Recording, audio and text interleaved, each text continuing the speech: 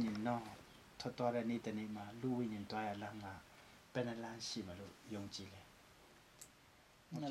con nó là một con nó là gì đó mà con này là ngà phải lưu khô đôi giờ mà này ngày dê học thế ngày dê này con kìm một năm cái là thì chân sa mà đó hiệp dây con hết sanh con em mà lưu thì đặc khá thì để thôn học để học sinh chỉ có khả năng rồiแต่ရတော့ထဲမှာဟေပြဲကို20နဲ့9မှာတော့လူဟာတခါပဲတည်တယ်ပြီးရင်တည်တဲ့နေ့ဟာဖယားသခင်သူ့ကိုစစ်ကြောစီနေနေလို့ပြောတယ်ဆိုတဲ့အခါမှာဥမာဖြစ်ဒီလောကမှာတင်ခါရတရားဖြစ်တဲ့ဒီလောကမှာအသက်ရှင်တဲ့အချိန်တကယ်လို့ဖန်ဆင်းစမတိခဲ့ဘူးဆိုတော့ကျွန်တော်နေတဲ့တည်တဲ့နေ့ဟာကျွန်တော်အဖြစ်စီလေးဖြစ်တယ်ဆိုတော့အဲ့ဒီအဖြစ်စီနဲ့နေ့မှာအဲ့ဒီလူဘဝလူဝိညာဉ်ထွက်သွားတဲ့နေ့တနေ့လို့ဆိုရဲအဲ့ဒီနေ့မှာကျွန်တော်တို့ဖျားစီရင်တဲ့ဖျားမယုံကြည်တဲ့လူတွေတော်တော်ဖန်ဆင်းစင်ကိုကျွန်တော်လက်မခံတဲ့လူတွေတက်ကတော့တွားရလာတော့ပယ်လန်းလို့ထင်တယ်မရဲတော့လေတွားရပါဆိုတော့တာနားလေတဘောပေါ့ဆိုတော့ဖျားဆိုတာရောကိုတနိုင်အနေနဲ့ဘယ်လိုခံယူချက်တရှိလဲဖျားဆိုတာ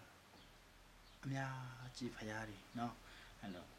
တဆူတီးတဲ့ဖယားဆိုတဲ့ဟာเนาะဖန်ဆင်းစင်ဖယားဆိုတဲ့ဟာမျိုးဖယားဆိုတော့ဘယ်ဖယားပုံမှန်စစ်မှန်တဲ့ဖယားလို့ယုံကြည်နေခံယူချက်ရှိတယ်အရင်တုန်းကလည်းကျွန်တော်တို့အမြဲတမ်းကြောက်ဖို့တယ်ဆိုတော့လည်းဘာတွေဆောင်ရလဲဆောင်ရမယ့်ဝတ္တရားတွေရှိပြီရှိအဲ့ဒီဖယားမှာလားဘုရားပြောတဲ့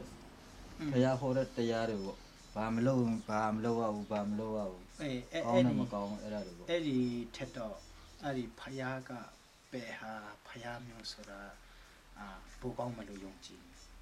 ဖယား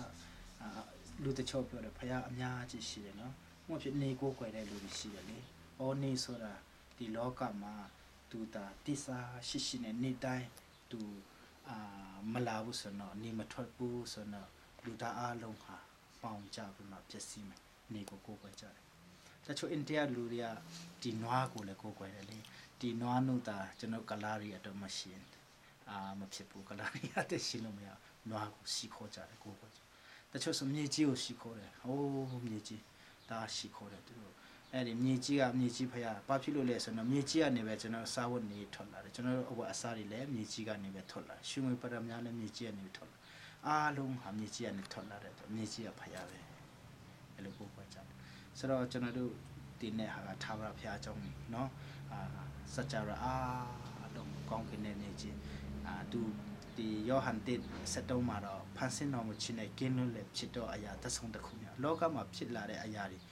လောကမှာเนาะကျွန်တော်တို့မြင်နေတဲ့အရာတွေအားလုံးဟာဘုရားမဖန်ဆင်းမဲ့သူ့အလိုလျောက်တစ်ခုမှဖြစ်မလားဆိုတော့ကျွန်တော်တို့ယုံကြည်ခံယူချက်ကတော့ထာဝရဘုရားဖြစ်တယ်ဖန်ဆင်းခြင်းဖြစ်တယ်အဲ့ဒီဘုရားစစ်မှန်တဲ့ဘုရားเนาะဆိုလိုတဲ့တဘောဆိုတော့ကိုတန်းနိုင်အနေနဲ့ရောဘုရားပဲဘုရားကောင်းမှလို့ယုံကြည်တယ်သူရဲ့ပညာချက်တင်မဟုတ်ခင်အဲ့ဒီဘုရားအကြောင်းကိုတန်းနိုင်အနေနဲ့ဘယ်လိုခံယူမှုတွေရှိလဲဘယ်လိုယုံကြည်မှုတွေဖြစ်ဘယ်လိုကိုးစားမှုတွေရှိလဲဆိုဘုရားပေါ်မှာပဲဘုရားကောင်းတယ်ဆိုတဲ့ကျွန်တော်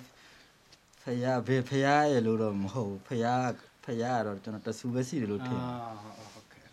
ဖယားတဆူပဲရှိဟိုဖယားမကောင်းလို့လည်းပြောကျွန်တော်မပြောရဲဘူးလေဖယားဟိုမှာ